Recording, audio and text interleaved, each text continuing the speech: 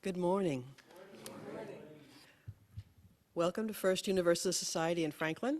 I'm Ann Parsley, a member of the Worship Committee, and I'm glad that we're together.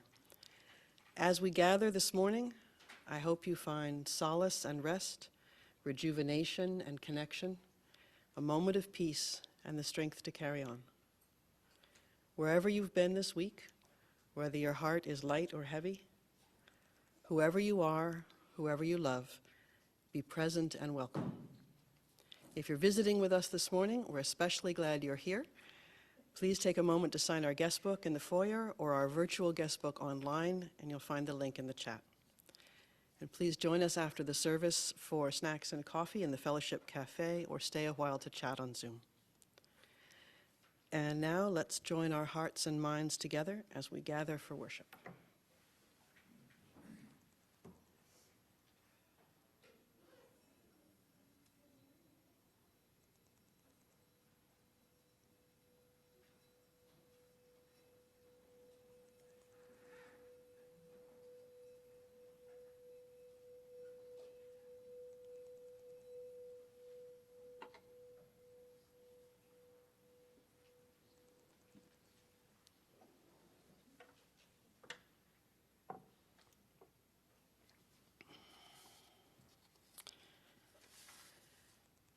Each Sunday morning, we share a centering ritual with Unitarian Universalists around the world, the lighting of a chalice flame, along with a brief reflection. If you're participating in the services virtually, we invite you to light a chalice or a candle wherever you're calling in from, and let us know in the chat box you've lit the flame or show it in your video image. As we light our chalices, I'd like to share these words. We gather this morning as one community, united by common ideals of equity, freedom, respect, and love. At the same time, we are all individuals, each with our own spiritual path to walk. The most beautiful bouquets always include more than one kind of flower.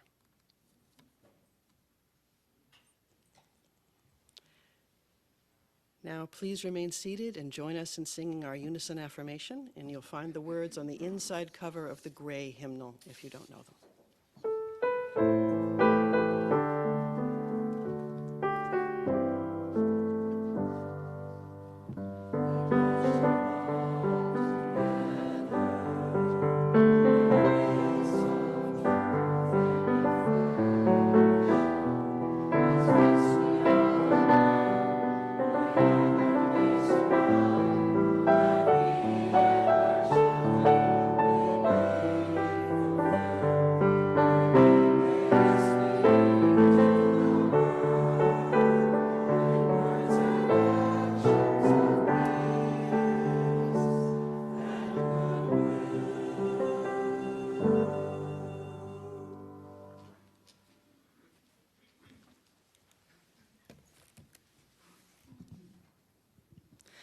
Good morning. I'm Rev Bev. I am the interim minister here in Franklin, and I welcome all of you. Even those of you who couldn't quite make it here today but are on Zoom. You are especially welcome because you got up and you put your computer on. And I know some of you are really far away, so I don't mean to make light of the fact that you're not here. But it's going to be really hard to get a flower to you. My opening words this morning are from the poet E.E. Cummings. I thank you, God, for this most amazing day, for the leaping greenly spirits of trees, and a blue, true dream of sky, and for everything which is natural, which is infinite, which is yes. Now I invite you to open your gray hymnal to number 396. Our first hymn this morning is I Know This Rose Will Open. I believe we're doing it as a round, and Michelle will tell us what to do and how to do it. So I have a few people offered to lead, so maybe we're going to do it section, so a choir of 2 members can stand in front over there. The second section in the middle, something over here. So you guys can lead this section. I'm gonna play along even though it's a cappella, but I'm not today. We're gonna try with everybody. So we'll sing it through in unison twice, and then we'll try it in a 3-part round twice. We'll see how that works. We can do that. We can do that. We're multi-talented. Please rise as you are able. Yeah. So when we do the round, we'll start with the part closest to me. That'll be you. You go first, you'll go second, and they'll go third, okay? All right, let's sing it together first in unison once. We'll do it once in unison.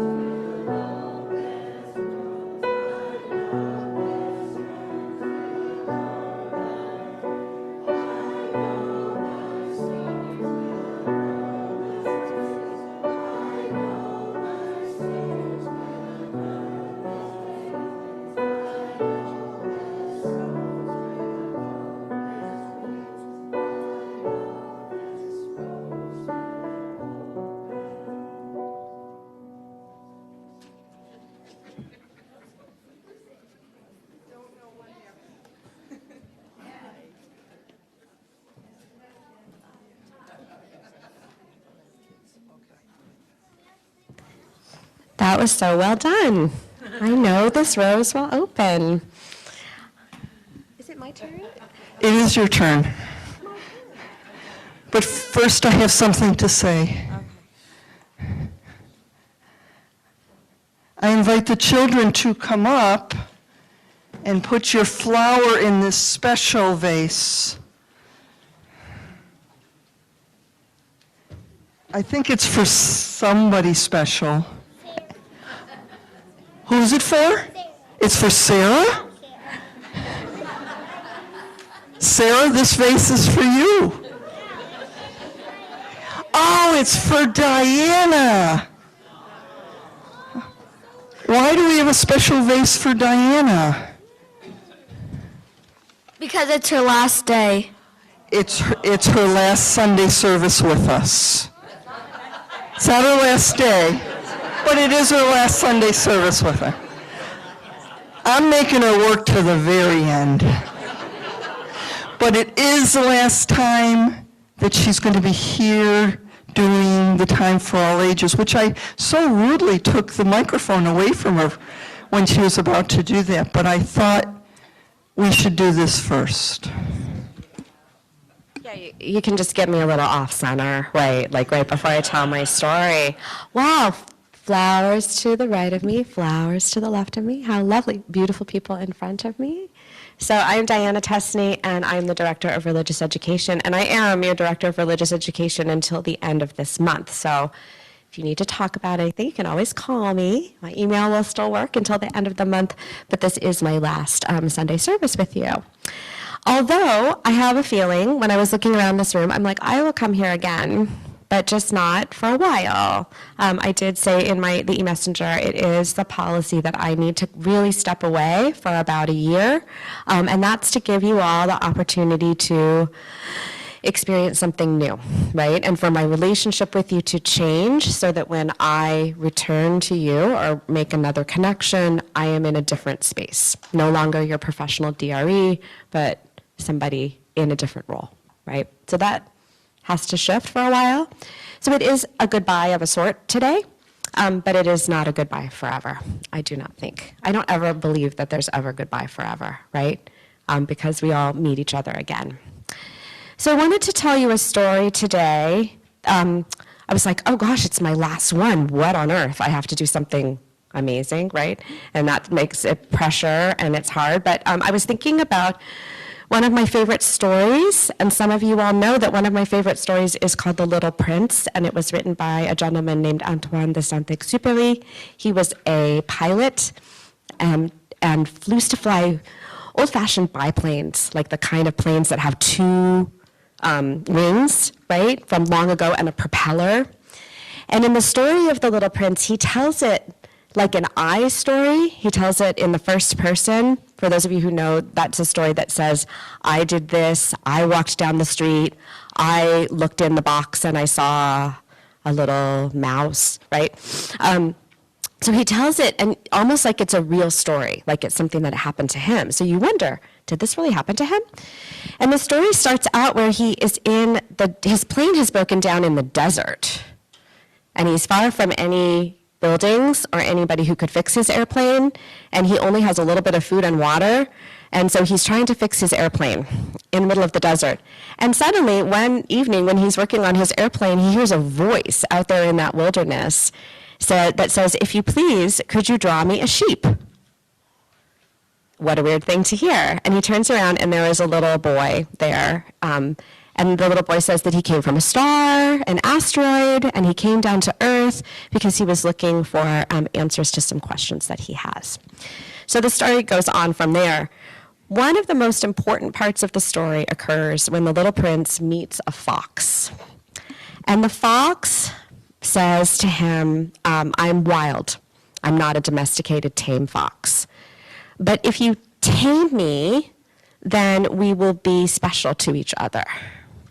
You will be different from all other little boys, and I will be different from all other foxes. I will be special.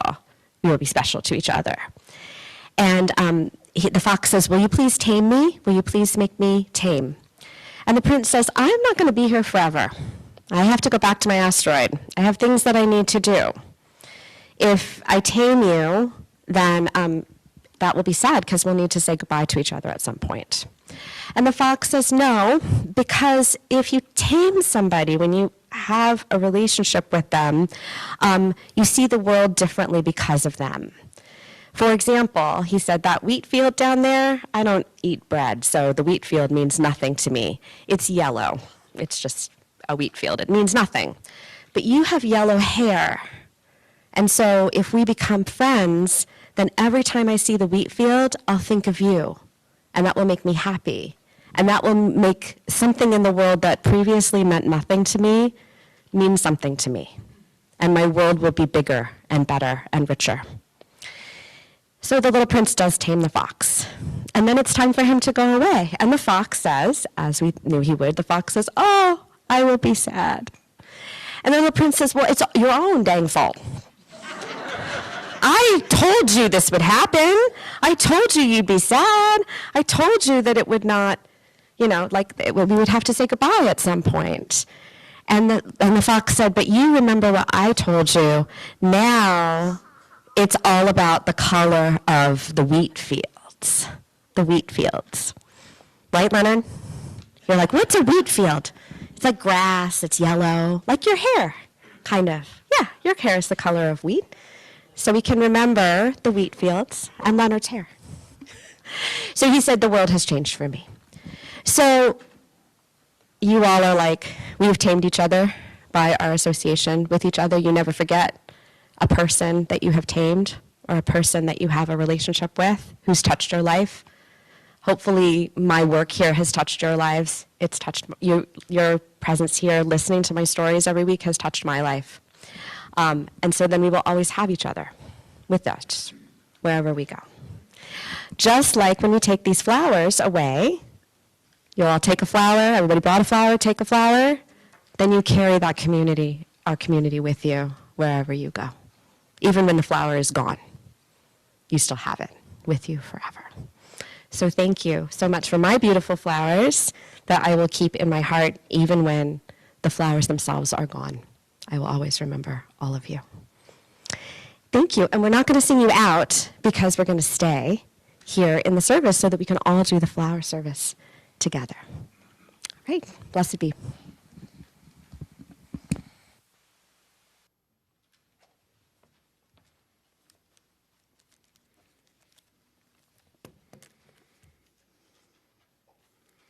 I invite you into a time of meditation. And I want to begin today with a tribute to Father's Day. Today, on this day and on all other days, may we give thanks for the fathers and the papas and the pop-pops and the dads and the daddies and whatever name you may call that special male in your life. All those who represent for us that steadfast presence that holds us in love and launches us into the world, whether we encounter it when we are very young or when we're already grown. May we be mindful of those for whom this day is complicated, irrelevant, or painful. Amid the grief and the difficulty of this day, may we remember to see and revel in the people of all genders who love and support, who nurture and parent. May our gratitude for the good and the healthy be a balm for the places of pain. May it point us in the direction of more truth-telling and more healing, more love and more connection on Father's Day and on all other days. I close this time of meditation acknowledging that today we are both celebrating and saying goodbye. It's Father's Day. It's the last service before we start our lay-led summer service series. We're saying goodbye to a valued staff member, to the primary educator of our children and youth, to a partner in the shared ministry of this congregation. Goodbyes are never easy. They're never without both sadness at what we're losing and joyful anticipation for new paths ahead. Life circumstances, milestones, days of recognition remind us of our own vulnerabilities. And it is at times such as these that we especially need one another. We need all of the love and all of the compassion that we have to offer. May it be so.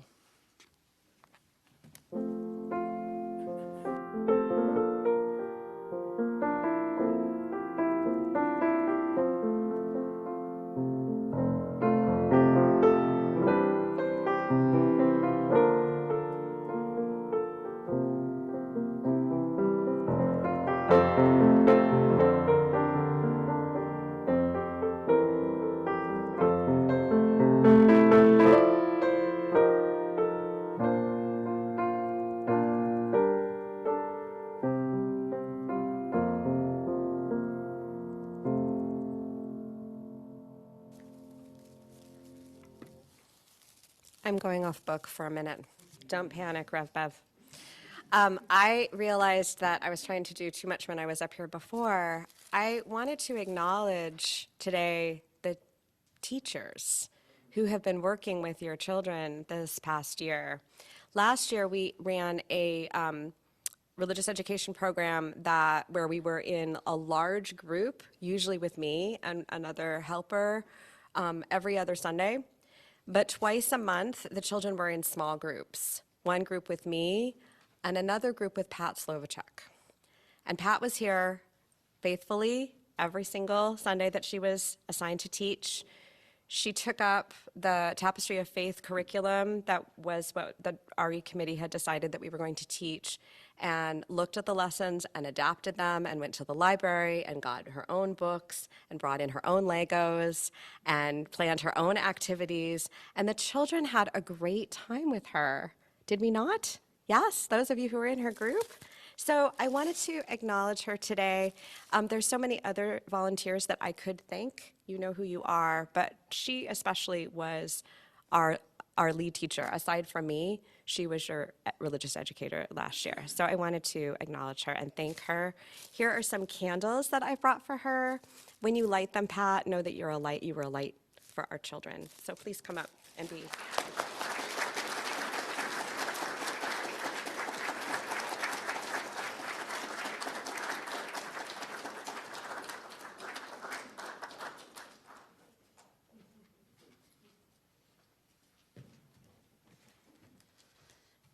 The very first, so that there is a connection. Sometimes when I tell my stories, people are like, we never know where you're going to go, Diana, and where the connection is going to be. So the connection there is that those were candles, and I'm going to talk today about fire.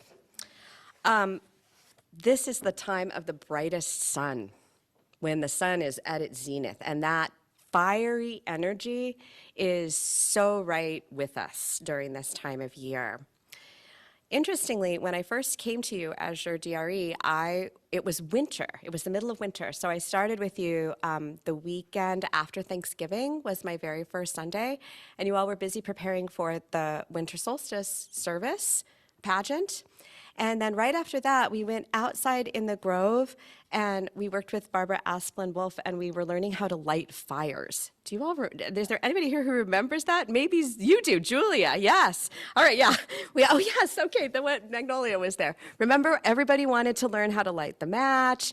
We learned how to do it safely.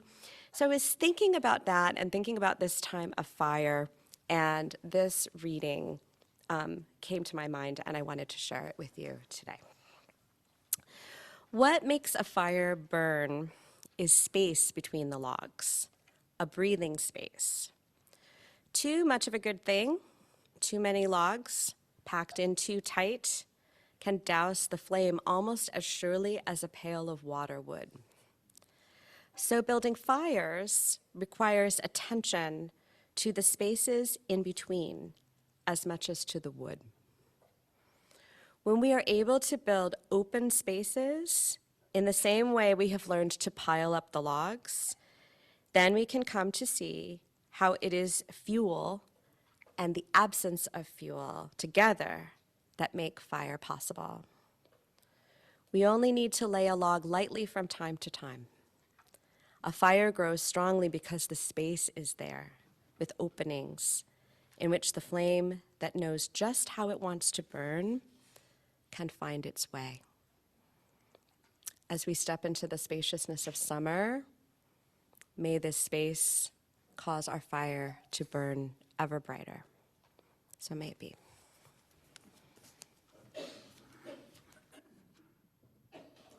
It's now time for the children who are singing in the children's choir this morning and our guest conductor to please come forward.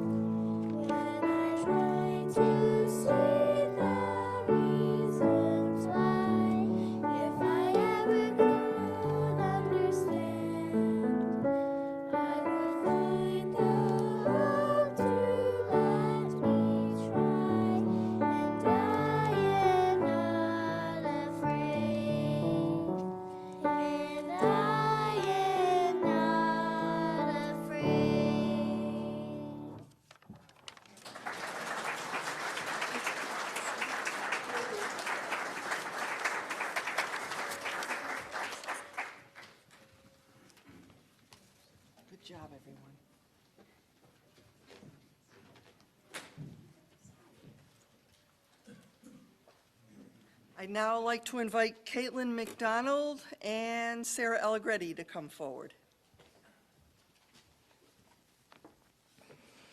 Good morning, everybody. So I'm here to talk a little bit about Diana at her last service here with us. I'm going to breathe through this. Okay. So Diana came to us, as she said, just after Thanksgiving, after an unexpected and unfortunate transition.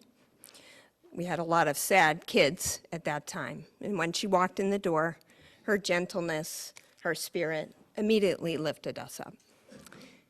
All of us. In fact, for the Christmas Eve service that you were talking about, she managed to get probably 20 adults to dress up like farm animals, and there was somebody who dressed like a star, I think, and we had Angel. I remember, Julia, you were the angel that year, and it was just wonderful. And her ability to make connections with our community just came clear to us right away.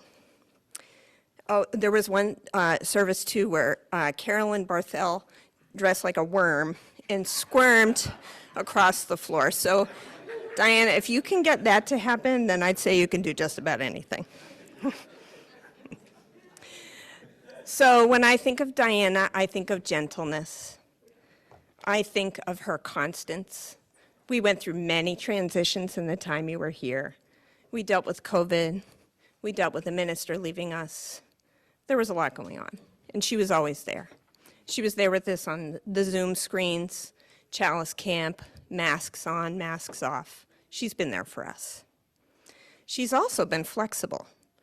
We turn on a dime and the rest of us are throwing up our hands and giving up, and she is there, being flexible, serene as always coming up with a new plan. And before she goes, I'd like to remind you of some of the messages that she's leaving with us, not just our children, but also the rest of us. Something that often came up in your stories were that change is constant. It happens. And it's our job as a community to weather it together, good or bad. A message she gave to me, our children, was, I am here for you. And you will be. And particularly touching me for my children is, I love you for who you are. So, with great gratitude, not just from our children, but for the entire congregation, we want to present you with some gifts. So, children, if you'd like to come up and help present the gifts, you're welcome to. You don't have to. So I'll have you come up, just be right in front of the pulpit here, and you can be near the flowers too. And Diana, I'd like to invite you up. Maybe you can be.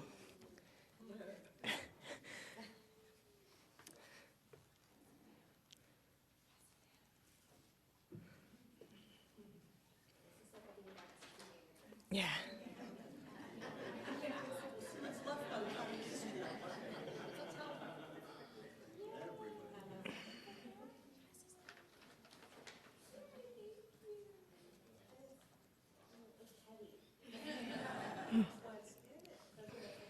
Mm-hmm.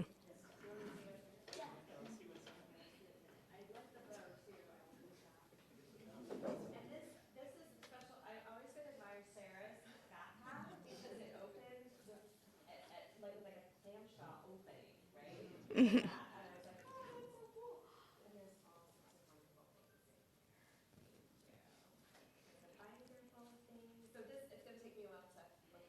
Yeah. Yeah.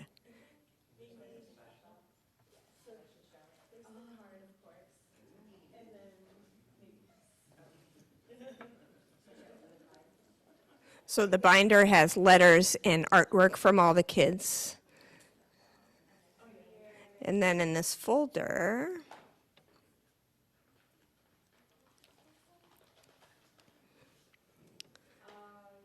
Sarah took all your testimonials and made them into a word splash and printed them out.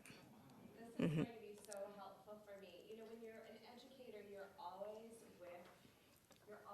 on, and we live in a time when you're expected to reasons. And I continually move into new positions in my life, and I have nothing to document who I am or what I've done. But this will give me something to bring as sort of letters of introduction to my future now. So thank you for that. I so appreciate it. Should I open the card? Maybe open the red. Okay. Thank you. Yeah. This is like gold, like future being security to my future. So thank you.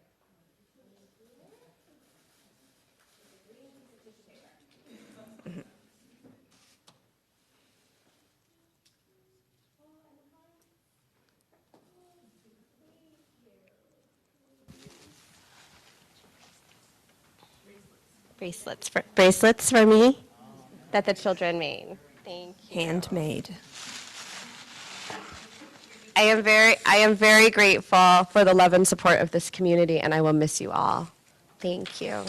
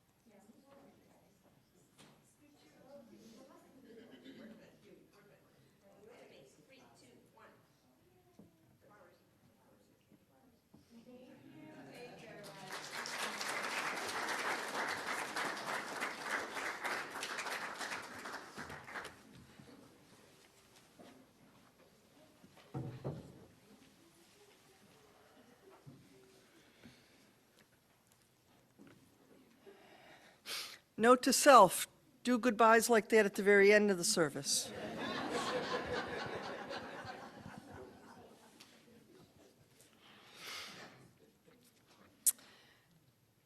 Our reading is called A Bouquet of People. It's by the Reverend Claire Feingold Thorne.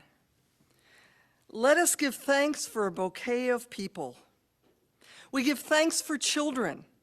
Like tulips and irises, they multiply around us, making the world ever more filled with color, beauty, and new life. May we bless them as they replant themselves even further from us, knowing that they will need their own space to grow into. We give thanks for generous friends, as constant in bloom as echinacea, and whose gifts lift up our body and spirit. We give thanks for feisty friends, as indomitable as geraniums, and for continuous friends who, like bittersweet and ivy, hold on and never let go, and can never be gotten rid of. For crotchety friends as prickly as rose bushes, there's beauty a secret that is only discovered through careful gardening. For surprising friends who at first glance seem dour and then blossom into joy as quickly as forsythia. For funny friends, silly as snapdragons, and serious friends, complex as chrysanthemums. For comfortable friends, their gentle presence as soothing as the sweet smell of lilacs. For stormy weather friends who stand by us in hard times, like lily of the valley that cannot be deterred by shade or shadow. And for old friends, nodding like sunflowers in the evening time, and young friends coming on as fast as flocks. For friends as unpretentious as dogwood, as persistent as pachysandra, as steadfast as azalea, and who like snowdrops can be counted on to see you through the winter and remind you that spring always comes. for loving friends who wind around us like wisteria and embrace us despite our blights, wilts, and witherings. And finally, for forget-me-not friends, gone but never forgotten. Their beauty lives on in our memories and hearts. For this bouquet of people who brighten our lives, each in their own way, we give thanks. I now invite Jay to come up and introduce our offering.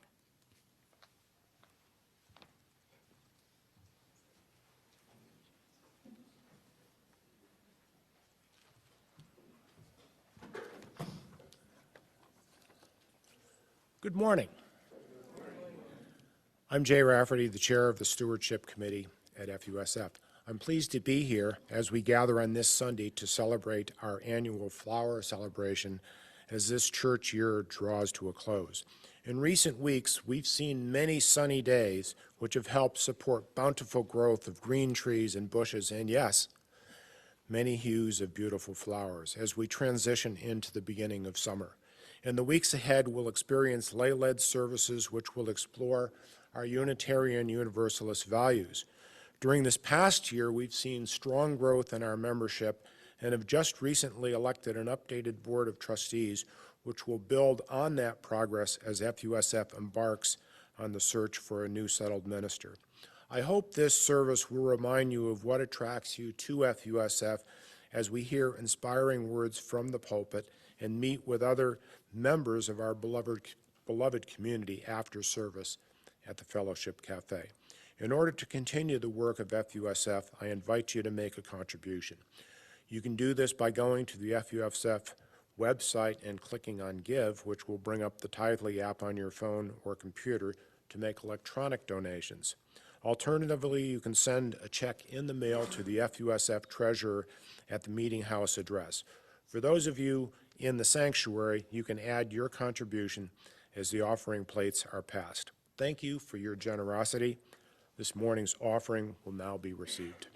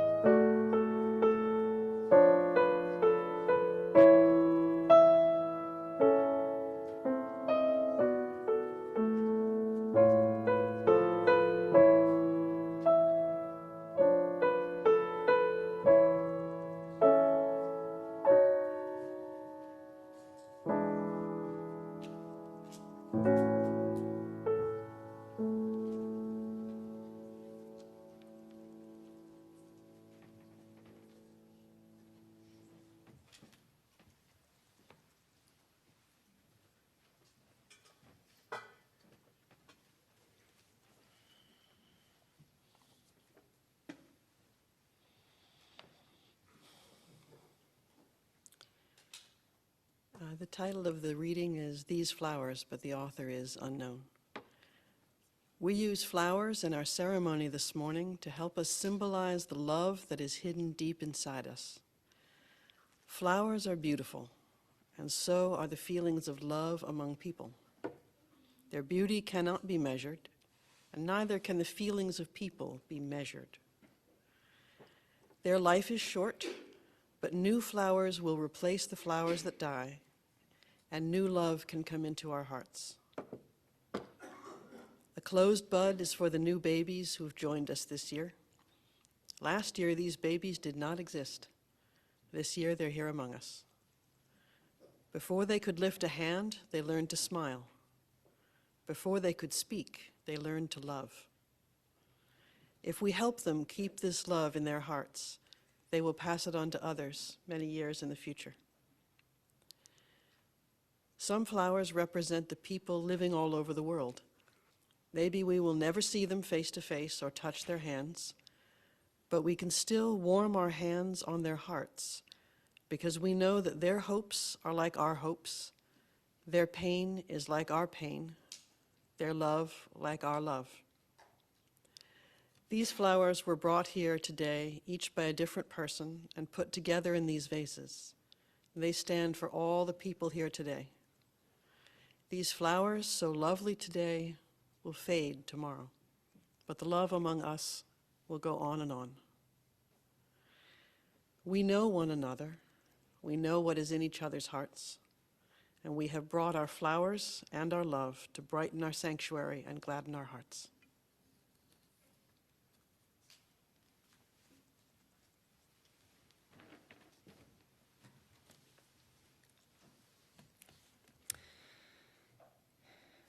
More than anything else, the inspiring message I experience in the flower celebration is the power of unity within diversity.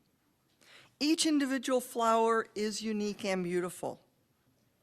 Put together, the beauty of the bouquet transcends the beauty of the individual flower. The whole is truly greater than the sum of its parts.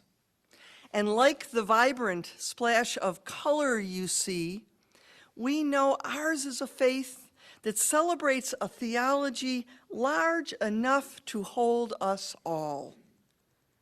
Whatever our story, whatever the spiritual journey that has brought us here today, all are welcomed, all are celebrated, all can contribute to the whole. All are recognized as having unique gifts. And the same is true of our denomination, Unitarian Universalism. Each congregation is unique. There's incredible variety within and among UU congregations. But within this mind-boggling variety, there's a common bond that ties us all together into a beautiful whole.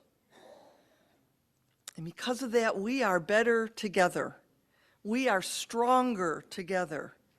And we are more capable of changing the world together. So by blessing these flowers, we are making them sacred. By calling attention to the meaning we bring to the sharing of them and to the energy we give this ritual from the love in our hearts.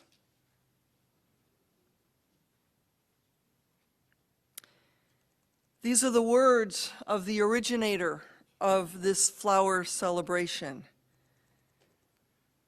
the Reverend Chapek.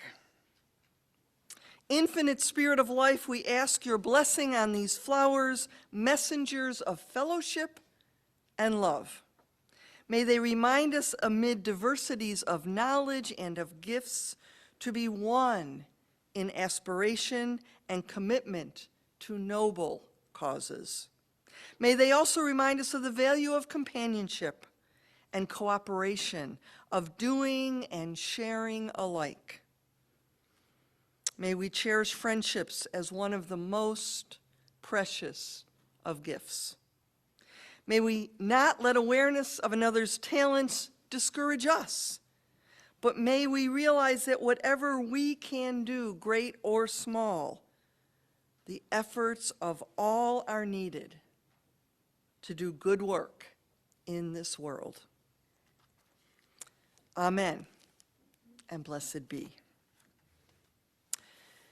So now, chaos will ensue. And now I invite everyone who wishes to come forward and choose a flower to take home with you as a reminder of this congregation. Go ahead, you can start. You can start. Just try to do it quietly.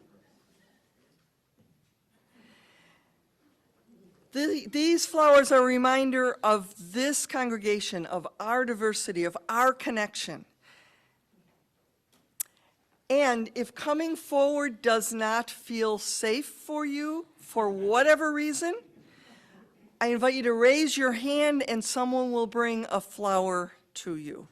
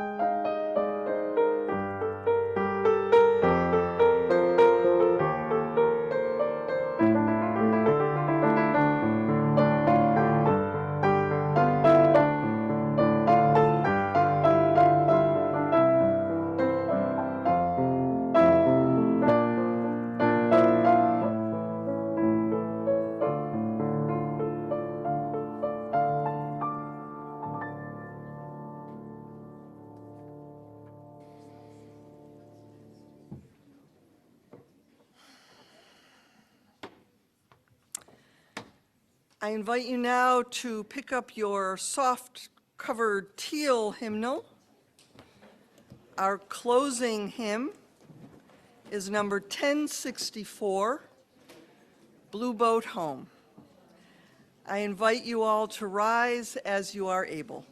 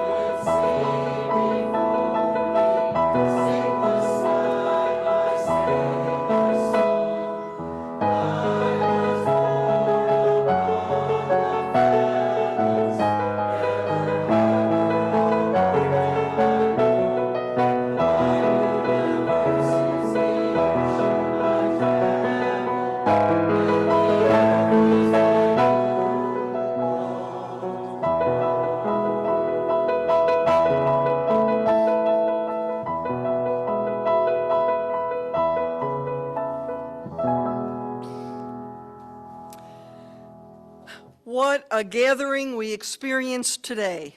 Diversity, love, celebration. How colorful our ritual, how beautiful our words and music. This is what beloved community looks like. These are the sounds and the sights of people who love one another and can change the world. Hold tight to these images, the colors, the sounds, the feelings. Take them with you as you leave this sacred space. Let them feed your spirit and lift up your soul in all the days to come. Please join in our farewell song. The words are "Carry the flame of peace and love until we meet again."